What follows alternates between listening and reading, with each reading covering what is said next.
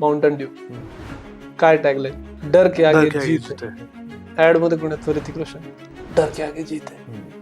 म्हणजे याचा अर्थ काय की ते काहीतरी ह्याच्यावर आहे की शौर्य.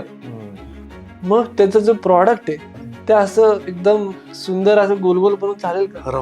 थोडस रिजिड डोंगराच्या खडकांसारखं असं थोडस आहे, पडलं की फुटला आलं पाहिजे. हा मग ते. आणि तिथे तो रंगही त्यांनी तसा थोडा चमकणारा घेतला की डोंगरात जरी कोणी लांबून बघ की हा हे माउंटन ड्यू पिरा डर लग रहा है इसको, बट ही नोज की याच्यानंतर हे होईल. सो करेजला मॅच करण्यासाठी माउंटन ड्यू नाव घेतलं गेलं. प्रॉडक्ट डिझाईन मध्ये त्याचा फॉर्म असा बनवला गेला जो त्या इमोशनला मॅच होतोय आणि त्याचा रंगसंगती आणि टायपोग्राफी जो माउंटन ड्यू लिहिलंय ते तसं केलं गेलं. एक्झॅक्टली. म्हणून म्हणजे तो जो प्रॉडक्टचा ब्रँड आहे त्याचं जे इमोशन आहे ते त्या प्रॉडक्ट डिझाईन मध्ये मॅच झालं पाहिजे तर तराजू बॅलन्स होतो.